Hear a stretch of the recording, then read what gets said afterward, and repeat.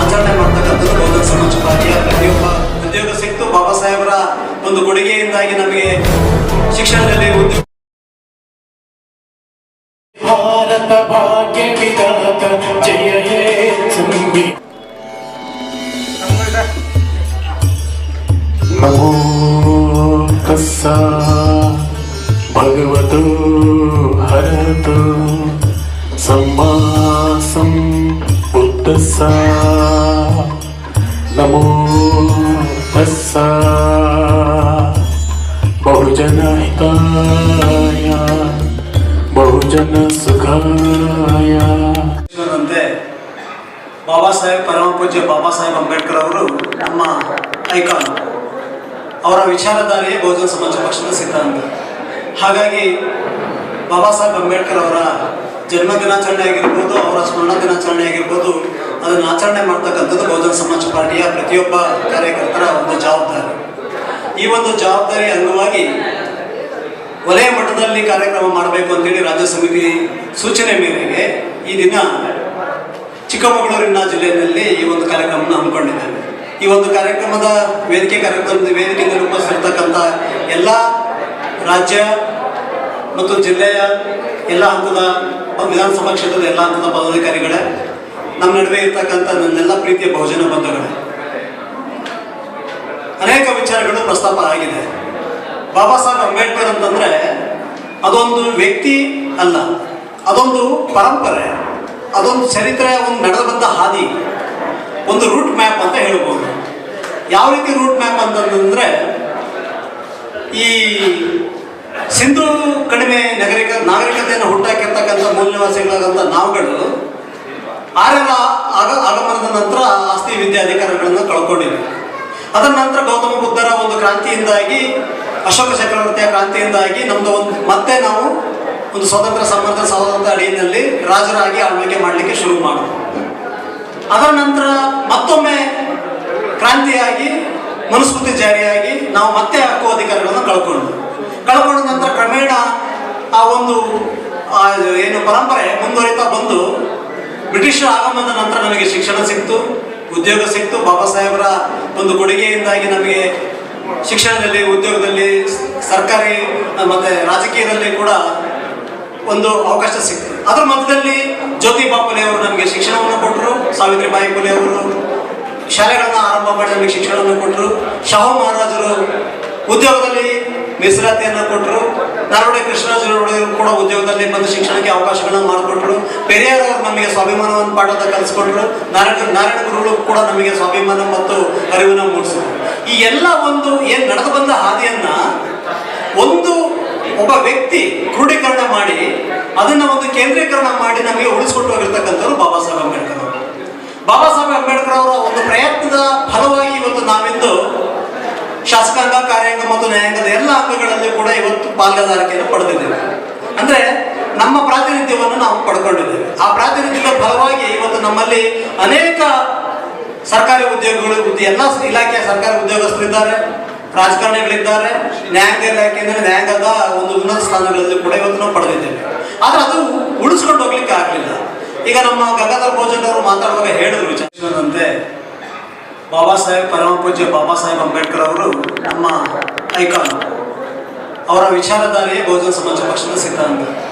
ಹಾಗಾಗಿ ಬಾಬಾ ಸಾಹೇಬ್ ಅಂಬೇಡ್ಕರ್ ಅವರ ಜನ್ಮ ದಿನಾಚರಣೆ ಆಗಿರ್ಬೋದು, ಅವರ ಸ್ಮರಣ ದಿನಾಚರಣೆ ಆಗಿರ್ಬೋದು, ಅದನ್ನು ಆಚರಣೆ ಮಾಡ್ತಕ್ಕಂಥದ್ದು ಬಹುಜನ ಸಮಾಜ ಪಾರ್ಟಿಯ ಪ್ರತಿಯೊಬ್ಬ ಕಾರ್ಯಕರ್ತರ ಒಂದು ಜವಾಬ್ದಾರಿ. ಈ ಒಂದು ಜವಾಬ್ದಾರಿ ಅಂಗವಾಗಿ ವಲಯ ಮಟ್ಟದಲ್ಲಿ ಕಾರ್ಯಕ್ರಮ ಮಾಡಬೇಕು ಅಂತೇಳಿ ರಾಜ್ಯ ಸಮಿತಿ ಸೂಚನೆ ಮೇರೆಗೆ ಈ ದಿನ ಚಿಕ್ಕಮಗಳೂರಿನ ಜಿಲ್ಲೆಯಲ್ಲಿ ಈ ಒಂದು ಕಾರ್ಯಕ್ರಮವನ್ನು ಹಮ್ಮಿಕೊಂಡಿದ್ದೇವೆ. ಈ ಒಂದು ಕಾರ್ಯಕ್ರಮದ ವೇದಿಕೆಯಿಂದ ರೂಪಿಸಿರ್ತಕ್ಕಂಥ ಎಲ್ಲ ರಾಜ್ಯ ಮತ್ತು ಜಿಲ್ಲೆಯ ಎಲ್ಲ ಹಂತದ ವಿಧಾನಸಭಾ ಕ್ಷೇತ್ರದ ಎಲ್ಲ ಹಂತದ ಪದಾಧಿಕಾರಿಗಳೇ, ನಮ್ಮ ನಡುವೆ ಇರ್ತಕ್ಕಂಥ ನನ್ನೆಲ್ಲ ಪ್ರೀತಿಯ ಬಹುಜನ ಬಂಧುಗಳೇ, ಅನೇಕ ವಿಚಾರಗಳು ಪ್ರಸ್ತಾಪ ಆಗಿದೆ. ಬಾಬಾ ಸಾಹೇಬ್ ಅಂಬೇಡ್ಕರ್ ಅಂತಂದ್ರೆ ಅದೊಂದು ವ್ಯಕ್ತಿ ಅಲ್ಲ, ಅದೊಂದು ಪರಂಪರೆ, ಅದೊಂದು ಚರಿತ್ರೆ, ಒಂದು ನಡೆದು ಬಂದ ಹಾದಿ, ಒಂದು ರೂಟ್ ಮ್ಯಾಪ್ ಅಂತ ಹೇಳ್ಬೋದು.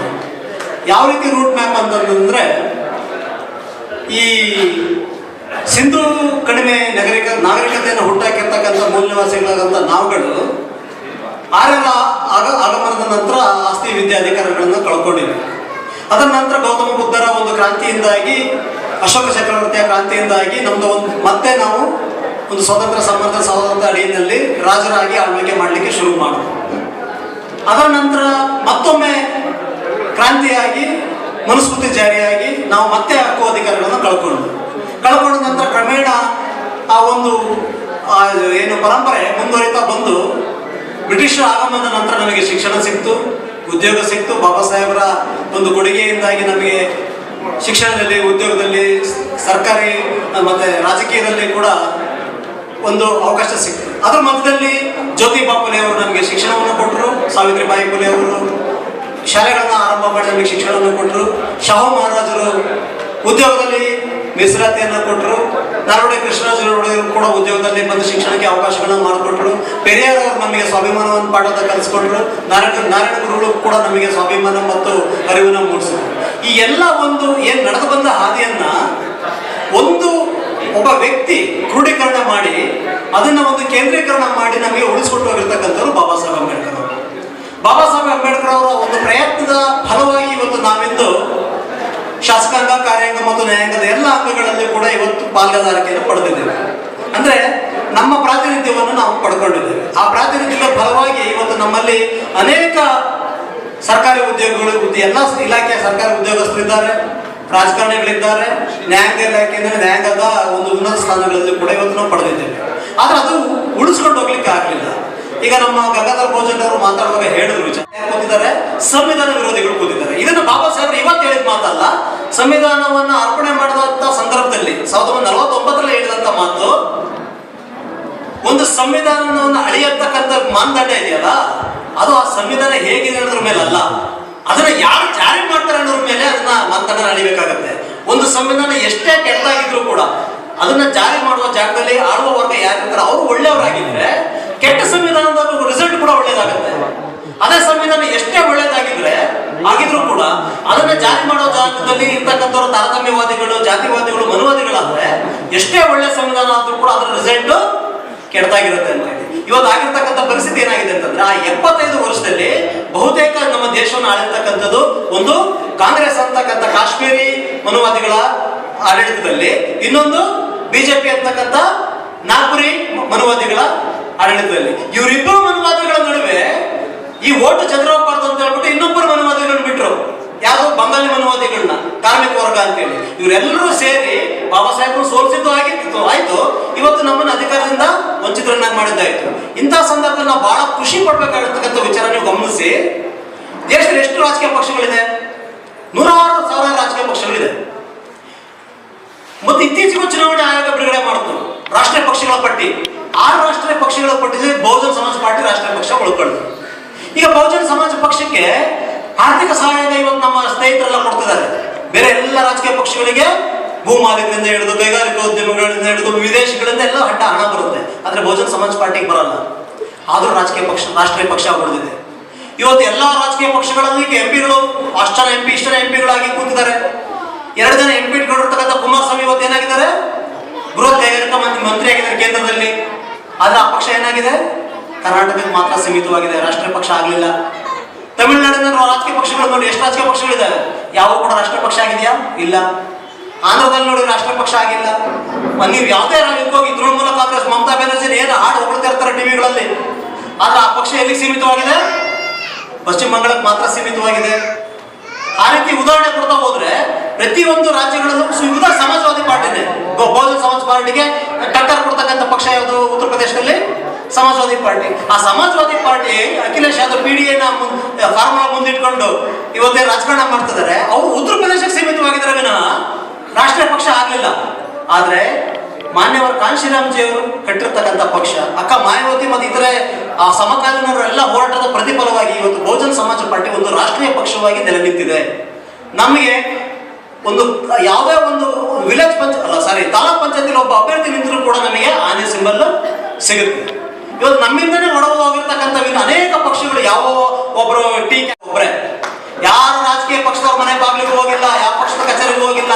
ಆದ್ರೆ ಅದೇ ಬೇರೆ ಬೇರೆ ರಾಜಕೀಯ ಪಕ್ಷದವ್ರು ಇವ್ರ ಮನೆ ಹತ್ರ ಬಂದು ಬಿಜೆಪಿನವರೇ ಬಂದು ನಿಮ್ಗೆ ನಾವು ಸಪೋರ್ಟ್ ಕೊಡ್ತೀವಿ, ನೀವು ಮುಖ್ಯಮಂತ್ರಿ ಆಗಿ ಅಂತೇಳಿ ಮೊದಲನೇ ಬಾರಿ ಮುಖ್ಯಮಂತ್ರಿ ಮಾಡಿದ್ದು ಯಾರನ್ನ? ಅಕ್ಕ ಮಾಯಾವತಿ ಅವ್ರನ್ನ. ಅಂದ್ರೆ ಯಾವುದೇ ರಾಜಕೀಯ ಪಕ್ಷದ ಮನೆ ಬಾಗಿಲಿಗೆ ಹೋಗಿದ್ದಿರ್ತಕ್ಕಂಥ ಗಟ್ಟಿ ನಾಯಕತ್ವ ಯಾಕೇನಿದೆ? BSP ಕೈಲಿದೆ. ಒಂದು ನಾಯಕತ್ವ, ಎರಡನೇದು ಸಿದ್ಧಾಂತ. ಯಾವುದು ಸಿದ್ಧಾಂತ? ಮಾನ್ಯವರು ಕಾಂಶಿರಾಮ್ಜಿ ಅವರು ಮಹಾರಾಷ್ಟ್ರದಲ್ಲಿ ಕೆಲಸ ಮಾಡ್ತಾರ ಸಂದರ್ಭದಲ್ಲಿ ಬಾಬಾ ಸಾಹೇಬ್ ಕಟ್ಟಿದಂತ RPI ಪಕ್ಷದ ಒಳಗಡೆ ಸೇರ್ಕೊಂಡು ಈ ಚಳುವಳಿ ಯಾಕೆ ಈಗ ಆಗ್ತದೆ ಅಂತ ನೋಡಿ ಆ RPI ಬೈಲಲ್ಲಿ ನೋಡಿದಾಗ ಆ RPI ಬೈಲ ರಚನೆ ಮಾಡಿದ್ದು ಬಾಬಾ ಸಾಹೇಬ್ ಅಂಬೇಡ್ಕರ್ ಅವರು. ಈ ಏನು ಇವತ್ತು ಬಹುಜನ ಸಮಾಜ ಸಿದ್ಧಾಂತ ಏನಿದೆ ಈ ಬೈಲನ್ನು ಅಲ್ಲಿಂದನೇ ಕಾಪಿ ತಗೊಂಡು ಬಂದು ಬಾಬಾ ಸಾಹೇಬ್ ಅಂಬೇಡ್ಕರ್ ಅವರು ಮಾನ್ಯವರು ಕಾಂಶಿರಾಮ್ಜಿ ಅವರು ಆ ಸಿದ್ಧಾಂತವನ್ನ ಕೊಟ್ಟರು. ಆ ಸಿದ್ಧಾಂತ ಸರಿ ಇಲ್ವಾ? ಏನು ಬಹುಜನ ಸಮಾಜ ಪಾರ್ಟಿ ಸಿದ್ಧಾಂತ? ಸಾಮಾಜಿಕ ಸಮಾನತೆ, ಆರ್ಥಿಕ ಭದ್ರತೆ, ಯಾರ್ಯಾರ ಜನಸಂಖ್ಯೆ ಎಷ್ಟೆಷ್ಟಿದೆ ಅಷ್ಟಷ್ಟು ಹಕ್ಕು ಅಧಿಕಾರಗಳು ಕೊಡ್ತಕ್ಕಂಥದ್ದು. ಇಷ್ಟೇ ಬಹುಜನ ಸಮಾಜ ಪಕ್ಷದ ದೊಡ್ಡ ಏನು ಬಹಳ ಕಠಿಣವಾಗಿಲ್ಲ ವಿಚಾರ, ಬಹಳ ಸಿಂಪಲ್ ಆಗಿದೆ. ಆ ಸಿದ್ಧಾಂತ ಸರಿಯಾಗಿದೆ. ಮೂರನೇದು ಕಾರ್ಯಕರ್ತರ ಪಡೆ. ಈಗ ಒಂದು ಯುದ್ಧ ಗೆಲ್ಲಬೇಕು ಅಂದ್ರೆ ಸೈನಿಕರಲ್ಲಿ ಗೆಲ್ಲಕ್ಕಾಗುತ್ತಾ? ಹಾಗೆ ಒಂದು ಚಳುವಳಿ, ಒಂದು ರಾಜಕೀಯ ಚಳುವಳಿ ಮುನ್ನಡೆಯಬೇಕು ಅಂತಂದ್ರೆ ಸಮರ್ಥವಾದ ಕಾರ್ಯಕರ್ತರು ಇರಬೇಕು. ಇವತ್ತು ಸಮರ್ಥವಾದ ಕಾರ್ಯಕರ್ತರ ಪಡೆ ಕಟ್ಟುವಲ್ಲಿ ನಾವು ವಿಫಲ ಆದ್ರೆ ಏನಾಗುತ್ತೆ? ಒಂದು ಚೇರ್ನ ಒಂದು ಕಾಲು ಮುರಿದೋಗುತ್ತೆ. ಸಮರ್ಥವಾದ ಕಾರ್ಯಕರ್ತರ ಪಡೆ ಇದೆ, ಇಲ್ಲ ಅಂತ ನಾನು ಸಂಪೂರ್ಣ ಇಲ್ಲ ಅಂತ ಹೇಳಲ್ಲ, ಸಂಪೂರ್ಣ ಇದೆ ಅಂತ ಹೇಳಲ್ಲ. ಸಮರ್ಥವಾದ ಕಾರ್ಯಕರ್ತರ ಪಡೆ ಅಂದ್ರೆ ಏನು?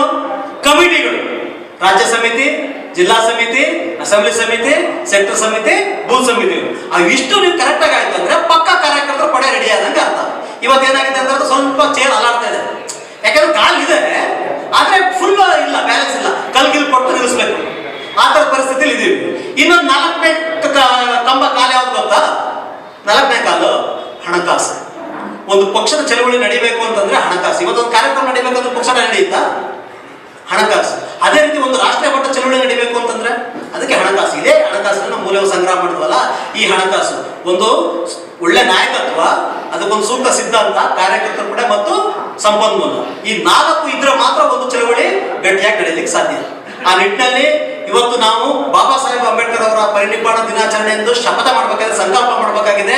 ರಾಜಕೀಯ ಸಂಕಲ್ಪ ಅಂದ ತಕ್ಷಣ ನಾನು MLA ಆಗ್ಬಿಡ್ತೀನಿ, ಒಳ್ಳೆ ಗರಿಗರಿ ಬಟ್ಟೆ ಹಾಕೊಂಡ್ಬಿಟ್ಟು ಹೋಗ್ಬಿಟ್ಟು ಜನರ ನಡುವೆ ಹೋಗ್ಬಿಟ್ಟು ಜೈ ಭೀಮ್ ಅಂತ ಹೇಳ್ಬಿಟ್ಟು ಬಿಜೆಪಿ ಕಾಂಗ್ರೆಸ್ನವರು ಗಾಂಧಿ ಗಿಂಧಿ ನಾನೆಲ್ಲ ಬೈಕೊಂಡ್ಬಿಟ್ಟು ನನಗೆ ಹೇಳಿದ ತಕ್ಷಣ ಓಟ್ ಬೀಳಲ್ಲ. ಈ 4 ಪಿಲ್ಲರ್ಗಳನ್ನ ಗಟ್ಟಿ ಮಾಡಿದ್ರೆ ಮಾತ್ರ ಓಟ್ ಬೀಳುತ್ತೆ. ಹಾಗಾಗಿ ಆ ಸಂಕಲ್ಪನ ನಾವಿಲ್ಲಿ ತೋರ್ಬೇಕಾಗ್ತದೆ. ನಾನು ಒಂದು ಸಮರ್ಥ ಕಾರ್ಯಕರ್ತರ ಪಡೆಯನ್ನ ನಿರ್ಮಾಣ ಮಾಡ್ತೀನಿ. ಯಾಕೆ ಅಂತಂದ್ರೆ ನಾಯಕತ್ವ ಮತ್ತು ಸಿದ್ಧಾಂತ ನಮ್ಮ ಕೈಲಿಲ್ಲ, ಅದೀಗ ಆಲ್ರೆಡಿ ಬಲಿಷ್ಠವಾಗಿದೆ. ನಾಯಕತ್ವ ಬಲಿಷ್ಠವಾಗಿದೆ, ಸಿದ್ಧಾಂತ ಬಲಿಷ್ಠವಾಗಿದೆ. ಕಾರ್ಯಕರ್ತರ ಪಡೆ ಕಟ್ಟತಕ್ಕಂಥ ಜವಾಬ್ದಾರಿ ನಮ್ಮ ಮೇಲಿದೆ, ಮತ್ತು ದೇಣಿಗೆ ಸಂಗ್ರಹ ಮಾಡ್ತಕ್ಕಂಥ 2 ಜವಾಬ್ದಾರಿ ಮಾತ್ರ ನಮಗೆ ಕೊಟ್ಟಿದ್ದಾರೆ. ಆ ಯಶವಂತೆ ಬಾಬಾ ಸಾಹೇಬ್, ಪರಮ ಪೂಜ್ಯ ಬಾಬಾ ಸಾಹೇಬ್ ಅಂಬೇಡ್ಕರ್ ಅವರು ನಮ್ಮ ಐಕಾನ್. ಅವರ ವಿಚಾರಧಾರೆಯೇ ಬಹುಜನ ಸಮಾಜ ಪಕ್ಷದ ಸಿದ್ಧಾಂತ. ಹಾಗಾಗಿ ಬಾಬಾ ಸಾಹೇಬ್ ಅಂಬೇಡ್ಕರ್ ಅವರ ಜನ್ಮ ದಿನಾಚರಣೆ ಆಗಿರ್ಬೋದು, ಅವರ ಸ್ಮರಣ ದಿನಾಚರಣೆ ಆಗಿರ್ಬೋದು, ಅದನ್ನು ಆಚರಣೆ ಮಾಡ್ತಕ್ಕಂಥದ್ದು ಬಹುಜನ ಸಮಾಜ ಪಾರ್ಟಿಯ ಪ್ರತಿಯೊಬ್ಬ ಕಾರ್ಯಕರ್ತರ ಒಂದು ಜವಾಬ್ದಾರಿ. ಈ ಒಂದು ಜವಾಬ್ದಾರಿ ಅಂಗವಾಗಿ ವಲಯ ಮಟ್ಟದಲ್ಲಿ ಕಾರ್ಯಕ್ರಮ ಮಾಡಬೇಕು ಅಂತೇಳಿ ರಾಜ್ಯ ಸಮಿತಿ ಸೂಚನೆ ಮೇರೆಗೆ ಈ ದಿನ ಚಿಕ್ಕಮಗಳೂರಿನ ಜಿಲ್ಲೆಯಲ್ಲಿ ಈ ಒಂದು ಕಾರ್ಯಕ್ರಮವನ್ನು ಹಮ್ಮಿಕೊಂಡಿದ್ದೇವೆ. ಈ ಒಂದು ಕಾರ್ಯಕ್ರಮದ ವೇದಿಕೆಯಿಂದ ರೂಪಿಸಿರ್ತಕ್ಕಂಥ ಎಲ್ಲ ರಾಜ್ಯ ಮತ್ತು ಜಿಲ್ಲೆಯ ಎಲ್ಲ ಹಂತದ ವಿಧಾನಸಭಾ ಕ್ಷೇತ್ರದ ಎಲ್ಲ ಹಂತದ ಪದಾಧಿಕಾರಿಗಳೇ, ನಮ್ಮ ನಡುವೆ ಇರ್ತಕ್ಕಂಥ ನನ್ನೆಲ್ಲ ಪ್ರೀತಿಯ ಬಹುಜನ ಬಂಧುಗಳೇ, ಅನೇಕ ವಿಚಾರಗಳು ಪ್ರಸ್ತಾಪ ಆಗಿದೆ. ಬಾಬಾ ಸಾಹೇಬ್ ಅಂಬೇಡ್ಕರ್ ಅಂತಂದ್ರೆ ಅದೊಂದು ವ್ಯಕ್ತಿ ಅಲ್ಲ, ಅದೊಂದು ಪರಂಪರೆ, ಅದೊಂದು ಚರಿತ್ರೆ, ಒಂದು ನಡೆದು ಬಂದ ಹಾದಿ, ಒಂದು ರೂಟ್ ಮ್ಯಾಪ್ ಅಂತ ಹೇಳ್ಬೋದು. ಯಾವ ರೀತಿ ರೂಟ್ ಮ್ಯಾಪ್ ಅಂತಂದ್ರೆ, ಈ ಸಿಂಧು ಕಡಿಮೆ ನಾಗರಿಕತೆಯನ್ನು ಹುಟ್ಟಾಕಿರ್ತಕ್ಕಂಥ ಮೂಲನಿವಾಸಿಗಳಾದಂಥ ನಾವುಗಳು ಆರ್ಯರ ಆಗಮನದ ನಂತರ ಆಸ್ತಿ ವಿದ್ಯೆ ಅಧಿಕಾರಗಳನ್ನು ಕಳ್ಕೊಂಡಿವೆ. ಅದರ ನಂತರ ಗೌತಮ ಬುದ್ಧರ ಒಂದು ಕ್ರಾಂತಿಯಿಂದಾಗಿ, ಅಶೋಕ ಚಕ್ರವರ್ತಿಯ ಕ್ರಾಂತಿಯಿಂದಾಗಿ ನಮ್ದು ಮತ್ತೆ ನಾವು ಒಂದು ಸ್ವಾತಂತ್ರ್ಯ ಅಡಿಯಲ್ಲಿ ರಾಜರಾಗಿ ಆಳ್ವಿಕೆ ಮಾಡಲಿಕ್ಕೆ ಶುರು ಮಾಡಿದ್ರು. ಅದರ ನಂತರ ಮತ್ತೊಮ್ಮೆ ಕ್ರಾಂತಿಯಾಗಿ ಮನುಸ್ಮೃತಿ ಜಾರಿಯಾಗಿ ನಾವು ಮತ್ತೆ ಹಕ್ಕು ಅಧಿಕಾರಗಳನ್ನು ಕಳ್ಕೊಂಡ ನಂತರ ಕ್ರಮೇಣ ಆ ಒಂದು ಏನು ಪರಂಪರೆ ಮುಂದುವರಿತಾ ಬಂದು ಬ್ರಿಟಿಷರ ಆಗಮನದ ನಂತರ ನಮಗೆ ಶಿಕ್ಷಣ ಸಿಕ್ತು, ಉದ್ಯೋಗ ಸಿಕ್ತು. ಬಾಬಾ ಸಾಹೇಬರ ಒಂದು ಕೊಡುಗೆಯಿಂದಾಗಿ ನಮಗೆ ಶಿಕ್ಷಣದಲ್ಲಿ, ಉದ್ಯೋಗದಲ್ಲಿ, ಸರ್ಕಾರಿ ಮತ್ತೆ ರಾಜಕೀಯದಲ್ಲಿ ಕೂಡ ಒಂದು ಅವಕಾಶ ಸಿಕ್ತು. ಅದರ ಮಧ್ಯದಲ್ಲಿ ಜ್ಯೋತಿಬಾ ಫುಲೆ ಅವರು ನಮಗೆ ಶಿಕ್ಷಣವನ್ನು ಕೊಟ್ಟರು. ಸಾವಿತ್ರಿಬಾಯಿ ಫುಲೆ ಅವರು ಶಾಲೆಗಳನ್ನ ಆರಂಭ ಮಾಡಿ ನಮಗೆ ಶಿಕ್ಷಣವನ್ನು ಕೊಟ್ಟರು. ಶಾಹು ಮಹಾರಾಜರು ಉದ್ಯೋಗದಲ್ಲಿ ಮೀಸಲಾತಿಯನ್ನು ಕೊಟ್ಟರು. ನಾಲ್ವಡಿ ಕೃಷ್ಣರಾಜರು ಕೂಡ ಉದ್ಯೋಗದಲ್ಲಿ ಬಂದು ಶಿಕ್ಷಣಕ್ಕೆ ಅವಕಾಶಗಳನ್ನು ಮಾಡಿಕೊಟ್ರು. ಪೆರಿಯಾರ್ ಅವರು ನಮಗೆ ಸ್ವಾಭಿಮಾನವನ್ನು ಪಾಠದ ಕಲಿಸ್ಕೊಟ್ರು. ನಾರಾಯಣ ಗುರುಗಳು ಕೂಡ ನಮಗೆ ಸ್ವಾಭಿಮಾನ ಮತ್ತು ಅರಿವನ್ನು ಮೂಡಿಸಿದ್ರು. ಈ ಎಲ್ಲ ಒಂದು ಏನು ನಡೆದು ಬಂದ ಹಾದಿಯನ್ನ ಒಬ್ಬ ವ್ಯಕ್ತಿ ಕ್ರೋಢೀಕರಣ ಮಾಡಿ ಅದನ್ನ ಒಂದು ಕೇಂದ್ರೀಕರಣ ಮಾಡಿ ನಮಗೆ ಉಳಿಸ್ಕೊಟ್ಟು ಹೋಗಿರ್ತಕ್ಕಂಥವ್ರು ಬಾಬಾ ಸಾಹೇಬ್ ಅಂಬೇಡ್ಕರ್ ಅವರು. ಬಾಬಾ ಸಾಹೇಬ್ ಅಂಬೇಡ್ಕರ್ ಅವರ ಒಂದು ಪ್ರಯತ್ನದ ಫಲವಾಗಿ ಇವತ್ತು ನಾವಿಂದು ಶಾಸಕಾಂಗ, ಕಾರ್ಯಾಂಗ ಮತ್ತು ನ್ಯಾಯಾಂಗದ ಎಲ್ಲ ಅಂಗಗಳಲ್ಲಿ ಕೂಡ ಇವತ್ತು ಪಾಲ್ಗೊಳ್ಳುವಿಕೆಯನ್ನು ಪಡೆದಿದ್ದೇವೆ. ಅಂದ್ರೆ ನಮ್ಮ ಪ್ರಾತಿನಿಧ್ಯವನ್ನು ನಾವು ಪಡ್ಕೊಂಡಿದ್ದೇವೆ. ಆ ಪ್ರಾತಿನಿಧ್ಯದ ಫಲವಾಗಿ ಇವತ್ತು ನಮ್ಮಲ್ಲಿ ಅನೇಕ ಸರ್ಕಾರಿ ಉದ್ಯೋಗಗಳು, ಎಲ್ಲ ಇಲಾಖೆಯ ಸರ್ಕಾರಿ ಉದ್ಯೋಗಸ್ಥರಿದ್ದಾರೆ, ರಾಜಕಾರಣಿಗಳಿದ್ದಾರೆ, ನ್ಯಾಯಾಂಗ ಇಲಾಖೆಯಿಂದ ನ್ಯಾಯಾಂಗದ ಒಂದು ಉನ್ನತ ಸ್ಥಾನಗಳಲ್ಲಿ ಕೂಡ ಇವತ್ತು ನಾವು ಪಡೆದಿದ್ದೇವೆ. ಆದ್ರೆ ಅದು ಉಳಿಸ್ಕೊಂಡು ಹೋಗ್ಲಿಕ್ಕೆ ಆಗಲಿಲ್ಲ. ಈಗ ನಮ್ಮ ಗಂಗಾಧರ್ ಬಹುಜನ್ ಅವರು ಮಾತಾಡುವಾಗ ಹೇಳಿದ್ರು, ವಿಚಾರ ಉಳಿಸ್ಕೊಳ್ಬೇಕು, ಯಾಕಂದ್ರೆ ಅವೆಲ್ಲ ಇಂಡಿಪೆಂಡೆಂಟ್ ಪಾರ್ಟಿಗಳು. ಆದ್ರೆ ಬಹುಜನ ಸಮಾಜ ಪಾರ್ಟಿ ರಾಷ್ಟ್ರೀಯ ಪಕ್ಷದ ಮಾನ್ಯತೆಯನ್ನು ಉಳ್ಕೊಂಡಿದೆ. ಅದು ಉಳ್ಕೊಳ್ಳಿಕ್ಕೆ ನಮ್ಮಂತ ಕೋಟ್ಯಾಂತರ ಭಾರತೀಯ ಬಹುಜನರ ಶ್ರಮ ಇದೆ. ನಮ್ಮಲ್ಲಿ ಅನ್ಕೊಳ್ಬಹುದು ನಾವು ಚುನಾವಣೆ ನಿಂತ ತಕ್ಷಣ ಗೆದ್ಬಿಡ್ತೀವ ಅಂತ ಹೇಳಿ. ಖಂಡಿತ ಗೆಲ್ಲಲ್ಲ. ಇವತ್ತು ನಾವು MP ಚುನಾವಣೆ, MLA ಚುನಾವಣೆ ಗೆಲ್ತೀವಿ ಅಂತ ಇಟ್ಕೊಳ್ಳೋಣ. ಈಗ ನನ್ನನ್ನೇ ಅಭ್ಯರ್ಥಿ ಮಾಡ್ತಾರೆ ಅಂತ ಇಟ್ಕೊಳ್ಳೋಣ. ನಾನು ಗೆದ್ಬಿಡ್ತೀನಿ, ನಾನೇ ಗೆಲ್ಬೇಕು ಅಂತಂದ್ರೆ ಗೆಲ್ಲೋದಲ್ಲ ಮಂದಂಡ. ಒಂದು ಚುನಾವಣಾ ಆಯೋಗ ಯಾವ ರೀತಿ ನೋಡುತ್ತೆ ಅಂತಂದ್ರೆ, ಒಂದು ರಾಜಕೀಯ ಪಕ್ಷವನ್ನ ಇವರು ಎಷ್ಟು ಸೀಟ್ ಗೆದ್ದಿದ್ದಾರೆ, ಎಷ್ಟು ಪರ್ಸೆಂಟ್ ಓಟು ತಗೊಂಡಿದ್ದಾರೆ, ಅದರ ಆಧಾರದ ಮೇಲೆ ನಮ್ಮ ಭವಿಷ್ಯ, ಒಂದು ರಾಜಕೀಯ ಪಕ್ಷದ ಭವಿಷ್ಯ ಉಳಿಯುತ್ತೆ. ಆದ್ರೆ ಅದೇ ಸಂಘ ಸಂಸ್ಥೆಗಳದ್ದು ಹಂಗಲ್ಲ. 4 ಜನ ಇದ್ರು ಒಂದು ಸಂಘ ಕಟ್ಕೊಂಡು ನಾಳೆ ಧಿಕ್ಕಾರಕ್ಕೆ ಹೋಗ್ಬಿಡ್ಬೋದು. ಅದು ರಾಜಕೀಯ ಪಕ್ಷ ಉಳಿಸ್ಕೊಳ್ಳೋದಿದೆಯಲ್ಲ, ಅದು ಬಹಳ ದೊಡ್ಡ ಕೆಲಸ. ಇವತ್ತು ನಾವಿಲ್ಲಿ ಹಣ ಸಂಗ್ರಹ ಮಾಡ್ತಿದ್ದೀವಿ. ನಮಗೆ ಒಂದು ಕ್ಷೇತ್ರಕ್ಕೆ ಎಷ್ಟು ಕೊಡ್ತಾರೆ ಮೆಂಬರ್ಶಿಪ್ಗೆ? 100 ಜನ ಮಾತ್ರ ಮೆಂಬರ್ ಮಾಡಿ ಅಂತ ಕೊಡ್ತಾರೆ. ಒಂದು ಮೆಂಬರ್ಶಿಪ್ಗೆ ಎಷ್ಟು ರೂಪಾಯಿ? ಕೇವಲ 50 ರೂಪಾಯಿ. ಅಲ್ಲಿಗೆ ಎಷ್ಟು ಬಂತು ಒಂದು ಕ್ಷೇತ್ರಕ್ಕೆ? 5,000. ಒಂದು ಕ್ಷೇತ್ರಕ್ಕೆ 5,000 ರೂಪಾಯಿ ಮೆಂಬರ್ಶಿಪ್ ಕೊಡ್ತಾರೆ. ಆ ಮೆಂಬರ್ಶಿಪ್ ಮಾಡಿ ಅಂತ ಕೊಟ್ರೆ 3 ತಿಂಗಳು 6 ತಿಂಗಳಾದ್ರೂ ಮೆಂಬರ್ಶಿಪ್ ಆಗಲ್ಲ ಅಂತಂದ್ರೆ ನಾವು ಎಷ್ಟು ಮಟ್ಟಿಗೆ